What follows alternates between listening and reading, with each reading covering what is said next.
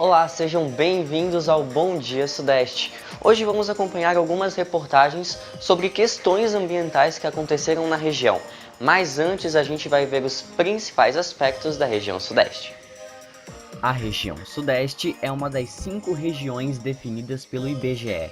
É composta por 4 estados: São Paulo, Rio de Janeiro, Espírito Santo e Minas Gerais, totalizando uma área de 924.511 km². Mesmo por ser apenas 4 unidades federativas, o Sudeste é a região mais populosa do Brasil, alcançando cerca de 84,5 milhões de habitantes, sendo que quase 20 milhões habitam São Paulo e sua região metropolitana. Os climas da região são o tropical no litoral capixaba e fluminense, e o subtropical e semiárido também são vistos ao sul de São Paulo e no norte de Minas Gerais, respectivamente. A vegetação é formada principalmente por florestas tropicais, porém também podemos encontrar em alguns casos matas ciliares e de galerias. Em menor escala, temos também o Cerrado e a Caatinga. Já na hidrografia, o maior rio da região Nordeste, o Rio São Francisco, nasce na Serra da Canastra, em Minas Gerais. E com isso, podemos dar início ao Bom Dia Sudeste.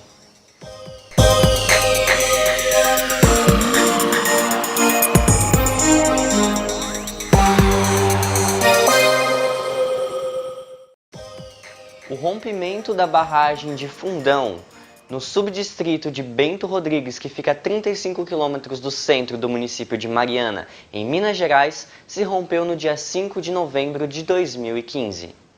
A lama retirada da margem do rio é colocada em caminhões e trazida para terrenos próximos como este. O resíduo vem misturado a muitos galhos de árvores que foram arrancados com o rompimento da barragem. Uma outra coisa que chama a atenção aqui é o mau cheiro.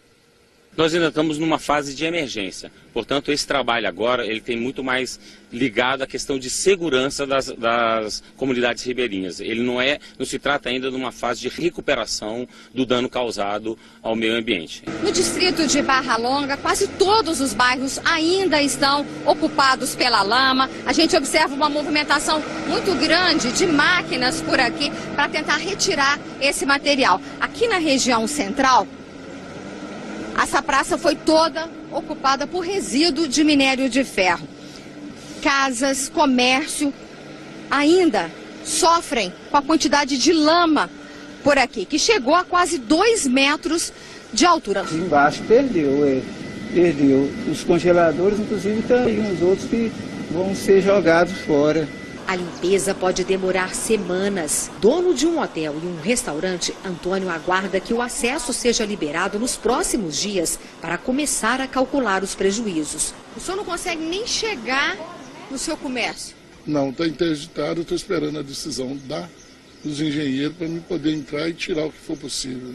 Para onde os resíduos de mineração retirados dos distritos, das estradas, do leito do Rio Doce vão ser levados? A mineradora Samarco ainda não tem uma resposta para esta pergunta. Em Mariana, os desabrigados se uniram aos parentes dos desaparecidos e saíram em passeata para pedir que as buscas não sejam suspensas até que todos os corpos sejam encontrados.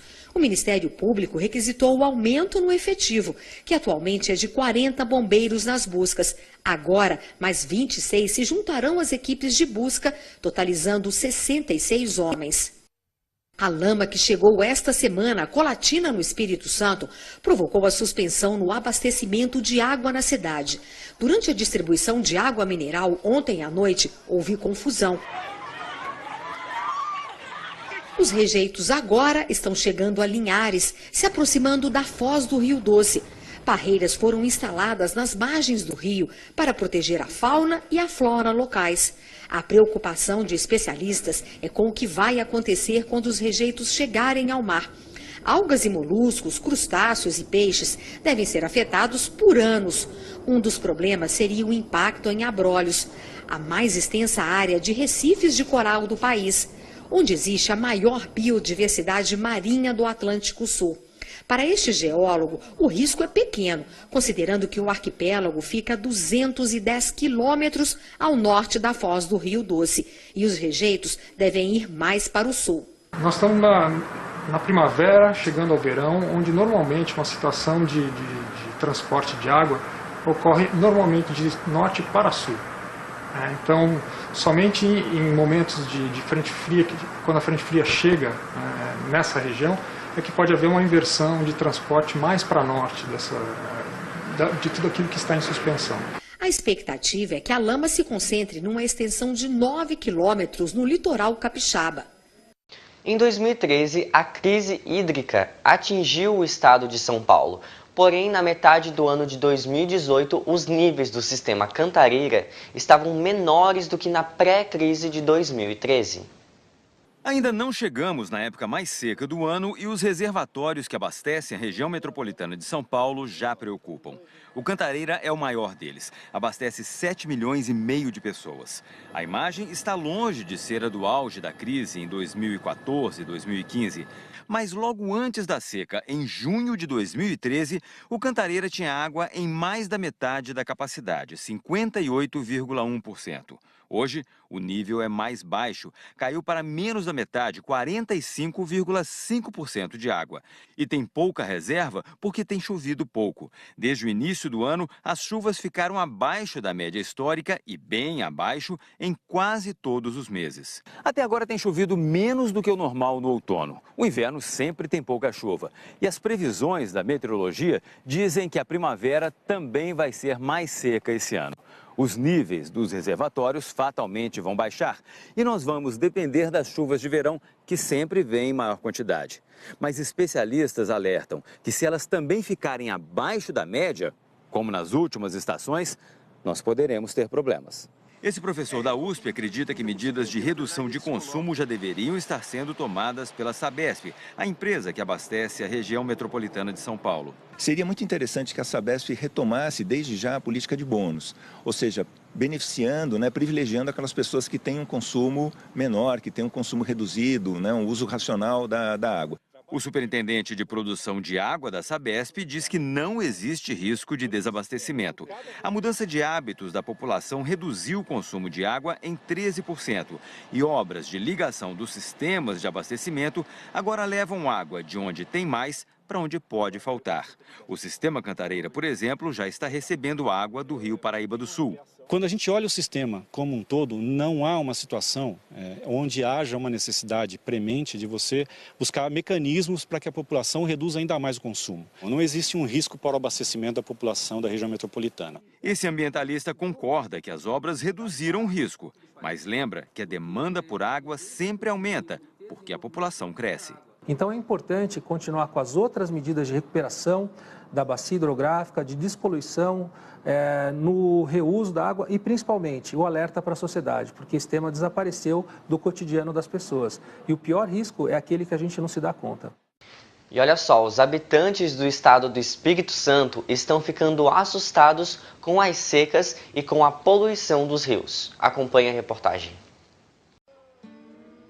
O rio Santa Maria é a principal fonte de água de São Roque do Canaã, mas ele está secando. A forte correnteza deu lugar aos bancos de areia.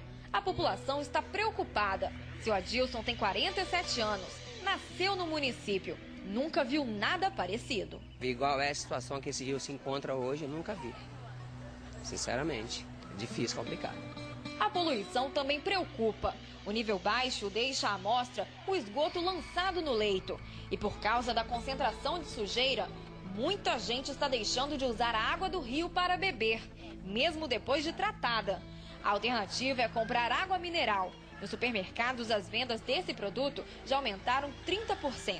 A água mineral sempre vendeu muito no verão. No inverno, reduzia-se o consumo, porque a hidratação é menor, o pessoal se preocupa menos com a hidratação.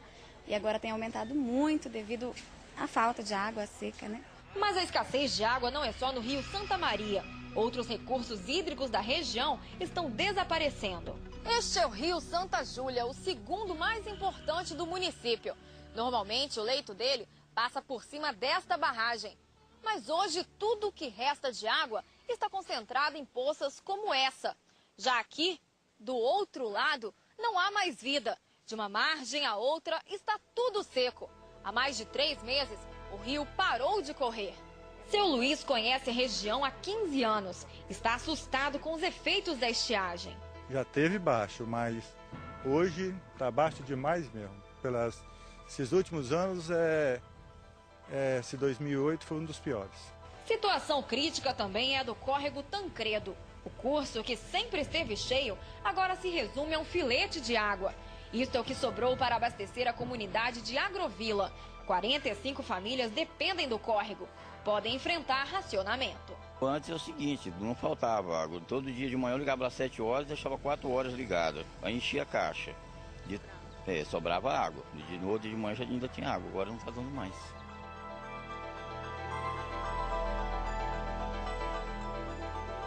E com a época de chuvas e o verão se aproximando, a incidência dos raios é ainda maior.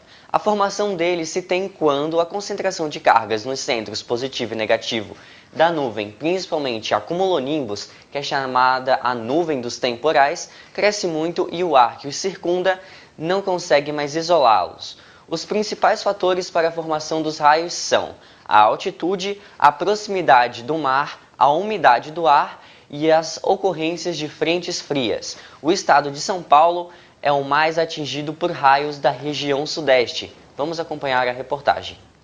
E para se proteger, é preciso saber como eles se comportam. Desde 2011, o INPE, o Instituto Nacional de Pesquisas Espaciais, usa 3 sistemas feitos de 110 sensores de chão para monitorar a incidência de raios pelo país. Mas agora eles estão integrados. Agora, quando você tem 3 redes observando a mesma região, de repente, uma não detectou o raio que atingiu a pessoa, mas a outra detectou. Em 99% das situações, nós conseguimos identificar o raio, explicar a situação. A mudança já trouxe resultados. Um levantamento inédito, feito a partir desse cruzamento de dados, revelou valores mais precisos da incidência de raios no país. Nos últimos 6 anos, foram 77 milhões de raios por ano. Média bem superior à registrada no levantamento de 2002. No ranking nacional de densidade de raios, o estado de São Paulo aparece em 10º lugar. Mas isso não significa que os índices sejam baixos. São Caetano do Sul, por exemplo, tem índice maior que Tocantins, estado que é o primeiro colocado no ranking nacional. Depois vem Osasco, Itaquaquecetuba, Diadema e Santo André. Aqui no campinho da Vila Menck, na periferia de Osasco, todo mundo se lembra do que aconteceu 9 anos atrás. Começou a dar raio, né? Só que não estava chovendo, continuamos jogando. Aí no raio, que atingiu lá naquela caixa d'água lá, atingiu e veio direto pro campo. Aí pegou na terra e saiu arrastando, e foi tudo para cima dele. Ergueu ele assim, ele ficou até assim em pé, assim, uns segundos assim em pé ainda e caiu. Hamilton Rodrigues dos Santos, de 42 anos, morreu na hora. Eu lembro demais, né? Chora até hoje a falta dele. Prédios, asfaltos, a poluição dos carros, a falta de vegetação. Tudo isso cria o que os meteorologistas chamam de ilhas de calor, ou seja, pontos em que a temperatura fica mais alta do que o normal. É essa mudança climática que faz aumentar a incidência de raios e tempestades. Todos os anos, cerca de 300 pessoas são atingidas por raios no Brasil. Dessas, 100 morrem. Se tem uma tempestade, não fique próximo da rede, nenhum objeto ligado à rede elétrica ou à rede telefônica.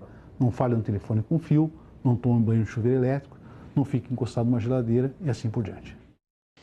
E pesquisadores do Rio de Janeiro apresentaram em 2010 um projeto de um ônibus que não vai poluir o meio ambiente. E a tecnologia é 100% brasileira.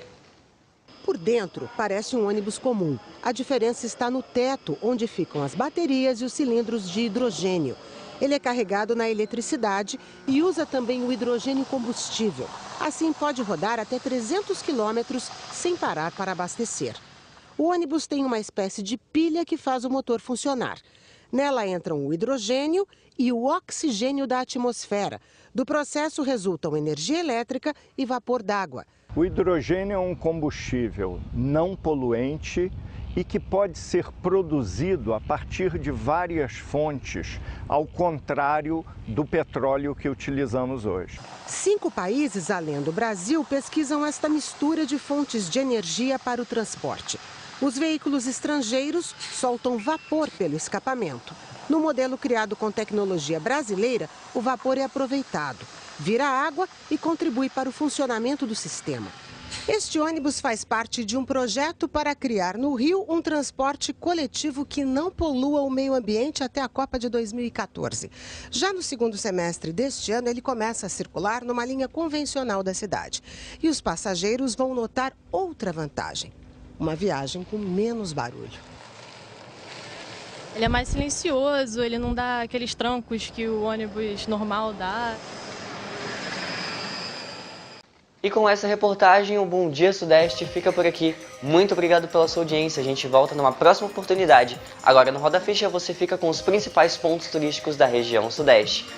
Vamos ficando por aqui. Muito obrigado e até mais. Fiquem com Deus e tchau!